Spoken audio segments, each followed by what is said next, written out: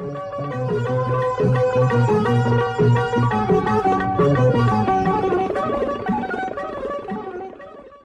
हो, नमस्कार.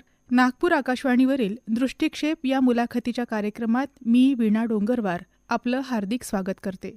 मंडळी, आपण या सृष्टीचे एक सजीव घटक आहोत. आपल्याप्रमाणे अनेक सजीव निर्जीव घटक हे या सृष्टीचा भाग आहेत आणि त्या प्रत्येकाचं स्वतंत्र अस्तित्व आहे, स्वतंत्र महत्त्व आहे. यापैकी एक महत्त्वाचा घटक म्हणजे डोंगर किंवा पर्वत. हिमालय पर्वत असेल वा सह्याद्रीच्या डोंगर रांगा, त्यांच्याशिवाय देशाच्या भूगोलाची, इतिहासाची, संस्कृतीची आणि पर्यावरणाचीही कल्पनाच करता येऊ शकत नाही. श्रोते हो, आंतरराष्ट्रीय पर्वत दिवस नुकताच म्हणजे 11 डिसेंबर रोजी साजरा करण्यात आला. या निमित्तानं पर्वत दिवस का साजरा करतात, तसंच पर्वतांचं एकूणच मानवी जीवनात आणि पर्यावरणात काय स्थान आहे, काय महत्त्व आहे, याविषयी आज दूरध्वनीवरून संवाद साधणार आहोत नागपुरातील सुप्रसिद्ध गिर्यारोहक बिमला नेगी देऊस्कर यांच्याशी. बिमला मॅडम नागपुरातील नॅशनल ॲडव्हेंचर फाउंडेशनच्या संस्थापिका आहेत. त्याशिवाय त्या वुमन ॲडव्हेंचर नेटवर्क ऑफ इंडियाच्या संस्थापक सदस्य सुद्धा आहेत. आणि विशेष उल्लेखनीय बाब म्हणजे साहसी क्रीडा प्रकारासाठी भारत सरकारतर्फे 1994 सालापासून देण्यात येणाऱ्या राष्ट्रीय साहस पुरस्काराच्या त्या पहिल्या मानकरी आहेत. त्या नागपूरकर आहेत. ही खरोखरच आम्हा नागपूरकरांसाठी विशेष अभिमानाची बाब आहे. बिमला मॅडम, आकाशवाणीच्या दृष्टिक्षेप या कार्यक्रमामध्ये आपलं हार्दिक स्वागत आहे. नमस्कार. नमस्कार मॅडम, इंटरनॅशनल माउंटेन डे म्हणजेच आंतरराष्ट्रीय पर्वत दिवस 11 डिसेंबर रोजी साजरा केला जातो. आमच्या श्रोत्यांना नक्कीच हे जाणून घ्यायला आवडेल की हा दिवस का साजरा केला जातो. युनायटेड नेशनने 2002 मध्ये असा माउंटेन डे सेलिब्रेट करायचे ठरवला होता. जे आमचे पहाड आहेत त्याच्यातून वर्षभराचे जे नदी आहेत, राईट शेतात येतात, हिमनदी येतात, खूप पाणी त्याच्यात पुरवतात. पण काही वर्षापासून असा बदल झालाय की अतिवृष्टीमुळे खूप प्रमाणात पाणी आल्यानंतर पूर्ण क्षेत्र वाहून जातात, भूस्खलन होतात. अतिवृष्टीमुळे नद्या मार्ग आपला बदलतात ना, आणि हजारो एकर शेती वाहून जाते. कदाचित हे निसर्गाचे नियम असतील, पण आज त्यामुळे जनजीवन अतिशय विखंडित होऊन जाते. पर्यावरण अभ्यासकर्ता यांच्या मते पर्वताचे संरक्षण या एक उपाय आहे असं यांना कळलं. त्याच्यामुळे ते माउंटेन डे सेलिब्रेट करतात. मॅडम, तुम्ही एक उत्तम गिर्यारोहक सुद्धा आहात. तर गिर्यारोहण हे थोडंसं कठीण किंवा आव्हानात्मक असं समजलं जाणारं क्षेत्र आहे, कारण तो एक साहसी क्रीडा प्रकार सुद्धा आहे आणि स्त्रिया या क्षेत्रामध्ये जरा कमीच दिसतात. तर या अशा निराळ्या क्षेत्रामध्ये आपण यावं असं तुम्हाला का वाटलं आणि कधी वाटलं? मी तसं पहाडची राहणारी आहे. मी उत्तराखंडमध्ये माझं घर आहे, माहेर आहे. जिकडे मी राहते तिकडेही नॅशनल इन्स्टिट्यूट आहे माउंटेनिअरिंगची. तर लहानपणीपासूनच मी डोंगर पाहिलाय. आमची शाळा इतकी खाली होती की रोज आपल्याला चढावा उतरावा लागायचे. तर तिकडे इन्स्टिट्यूट होतं. इन्स्टिट्यूट पाहिल्यानंतर असं वाटलं की आपल्याला पण काही असा कोर्स करायला पाहिजे. पण सुरुवातीला असं मला वाटत होतं की हे आमच्याकरता नाहीये. हे मला असं वाटायचे की हे त्यांच्याकरता गव्हर्नमेंटने सुरुवात केली असेल की जे लोक कधी पहाड पाहिले नाही तर एक प्रोग्राम केला असेल की ट्रेनिंगमुळे ते पहाडमध्ये येईल. पण त्याच्यानंतर असं मला वाटलं की नाही, एकदा जाऊन बघायला पाहिजे. मग मी गेली तिकडे, पहिला कोर्स केला. पहिला कोर्स केल्यानंतर मला खूप आनंद वाटला. आपल्याला असं वाटलं की हे फक्त चढायचं उतरायचं असं नाहीये, खूप त्याच्यातून शिकायला मिळते. म्हणून मी त्याला कंटिन्यू केलं. गिर्यारोहण ह्या क्रीडा प्रकाराशी तुमचा संबंध किती वर्षांपासून आहे आणि या वेगळ्या क्षेत्रात काम करताना एक महिला म्हणून तुम्हाला काही अडचण आली का किंवा काही आव्हानं जाणवली का? 35 वर्षापासून मी या क्षेत्रामध्ये काम करते. सुरुवातीला स्वतः शिकली, आता दुसऱ्यांना शिकवते. अडचणी म्हणून सांगू शकतात मी की महिला मानसिक रूप से खूप मजबूत असतात. शारीरिक प्रमाणे असं म्हणू शकता की पुरुषापेक्षा क्वचित कमी असेल, तसं तर नसतात. पण तसं काही अडचणी मला आल्या नाही. अडचणी म्हणून कौटुंबिक दबाव असतात, लोकांचे जे बोलणं असतात, या थोडीशी सुख सुविधा असतात. मी सांगू शकते की जे कोर्सेस असतात ते आधी जेव्हा आमच्या कोर्स व्हायचे तेव्हा तर वर्षभरात एकच कोर्स मुलींकरता व्हायचे. किती कठीण आहे ना आमच्याकरता ते सगळे करणं. पण ते पाहिल्यानंतर जेव्हा आम्ही क्लाइम्बिंग करता जातात तेव्हा मला असं काही जाणवलं नाही की काही अडचणी आहे की काय. पण हे बाकी अडचणी खूप जाणवत होता की सपोर्ट थोडा कमी मिळायचे, ट्रेनिंग कमी व्हायचे. बाकी शारीरिक मानसिक असं काही अडचणी नाही आली. माझ्या आईबाबांच्या घराच्या मी पहिली होती ज्यांनी हे सगळे सुरुवातीला केलं. तेव्हा मी स्पोर्ट्स पर्सन होती म्हणून मला घरच्या काही बंधन नव्हतं. त्यांना हे रिझल्ट पण दिसत होतं की नाही, हे ती करू शकते, म्हणून मला असं काही रोकटोक नव्हतं. मॅडम, गिर्यारोहणाच्या निमित्ताने तुम्ही अनेक पर्वत जवळून पाहिलेत. तर या पर्वतांचं पर्यावरणामध्ये किंवा मानवी जीवनामध्ये काय महत्व आहे असं तुम्हाला वाटतं? खूप मोठं महत्व आहे. आपला 15% आबादी आहे पहाडमध्ये राहतात ना, त्यांचे संरक्षण करता पर्यावरणाला वाचवायला पाहिजे. हवामान कसं असेल, सौंदर्य आहे, सगळे नद्या तिकडून निघते ना. पहाडमध्ये ग्लेशियर नसेल तर ते नद्या सुकून जाईल. गंगा नदी जे भागीरथी नदी म्हणून निघते आहे, भागीरथी गंगोत्री ग्लेशियरहून. मी जेव्हापासून गंगोत्री ग्लेशियर पाहते तेव्हापासून ते 2 किलोमीटर मागे गेलंय. पुष्कळ वर्षानंतर ते होईल. मला इथे भीती वाटते की हे नदी हे ग्लेशियर संपून जाईल तर हे नदीच्या काठावर राहणारे लोकांचे काय हाल होईल. पाणी नसेल तर कसं होणार आहे. तर आपल्या जीवनात पर्वतांचं खूप मोठं योगदान आहे. पण ते सगळे आपल्याला समजून प्रत्येक दिवसच्या आम्ही पहाडमध्ये जे लोक राहतात त्याची जाणीव आहे त्यांना. मॅडम, गिर्यारोहण हा जो लोकप्रिय क्रीडा प्रकार आहे त्याचे शारीरिक आणि मानसिक आरोग्याच्या दृष्टीने काही फायदे आहेत, ते कोणते आहेत असं तुम्हाला वाटतं? खूप खूप फायदे आहे. मानसिक तणाव कमी होतात, एकाग्रता वाढते. दिवसभरात जी शारीरिक मेहनत आम्ही पहाडांमध्ये जाऊन करतात त्याच्यामुळे झोप छान लागते. सामाजिक व्यक्तित्वाचे विकास होतात, आत्मविश्वास वाढते. दुसऱ्या पर्वतांमध्ये जेव्हा पहाडामध्ये जातात तेव्हा टीम वर्क असतात ना. एकटा माणूस पर्वतमध्ये जाऊन पर्वतारोहण या पहाडमध्ये जाऊ नाही शकत. तर टीम मध्ये कसं राहायचे, दुसऱ्यांच्या कसा ताळमेळ बसवायचे. पर्वतमध्ये जाताना जे थकून जातात त्यांना कसं तुम्ही सोडून नाही शकतात. तुम्हाला त्यांना पण आपल्या बरोबर घ्यावंच लागतात. तर हे सगळे जे गोष्टी आहेत ते सगळे आम्ही पर्वतात जाऊन ते शिकतात आहे. मी तर म्हणते सगळ्यांना जायला पाहिजे पहाडमध्ये. तुमचे बीपी कमी होतात, तुमचे शुगर कमी होतात, ऑक्सिजन घ्यायची क्षमता तुमची वाढते, तुमचे हाड मजबूत होतात. खूप खूप फायदे आहे.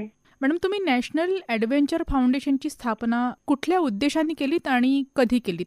नॅशनल ॲडव्हेंचर फाउंडेशन हे एक NGO सारखं आहे. हे 79 मध्ये मी ती स्थापना नाही केली. मी महाराष्ट्रात चॅप्टर रन करते. त्याचे 34 चॅप्टर आहे. जे आमचे ऑफिस दिल्लीला आहे नॅशनल ॲडव्हेंचर फाउंडेशनचे. ते ब्रिगेडियर ज्ञानसिंग म्हणून एक माउंटेनियर पण होते, आर्मीचे ऑफिसर पण होते. त्यांनी हे सुरुवात केली होती 79 मध्ये. त्यांच्या मागे पण त्यांची एक छोटीशी कहाणी आहे. त्यांचा मुलगा खूपच हुशार होता स्पोर्ट्समध्ये, एज्युकेशनमध्ये सगळे. पण काही वर्षानंतर जेव्हा तो 11वी 12वी मध्ये गेला, खूप ड्रग घ्यायला सुरुवात केली त्यांनी. तो ड्रगमुळे गेला. त्याच्यानंतर सरांना हे वाटलं की हे जे यंग जनरेशन आहे याच्यात एनर्जी खूप आहे. यांच्या एनर्जीला कसं डायव्हर्ट करायचे, कसं सही दिशा द्यायची, त्याच्याकरता त्यांनी काम केलं. नॅशनल ॲडव्हेंचर फाउंडेशनची स्थापना केली. त्याच्यामुळे आज हजारो लोक ट्रेनिंग घेतात आहे, एक सही डायरेक्शन मध्ये जातात आहे. मी भागीरथी 7 सिस्टर ॲडव्हेंचर सेंटर एक मी जिकडे माझी माहेर आहे जे उत्तर काशीमध्ये, तिकडे एक संस्था होती सेमी गव्हर्नमेंटची.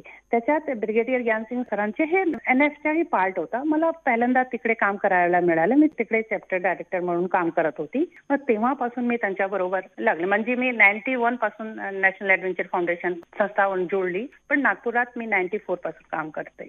मॅडम, तुमच्या फिट 50 या केवळ महिला गिर्यारोहकांसाठी असलेल्या हिमालयन मोहिमेची खूप चर्चा मागे झाली होती. तुम्ही सुद्धा या मोहिमेचा एक भाग होतात, तर त्याविषयी सांगा.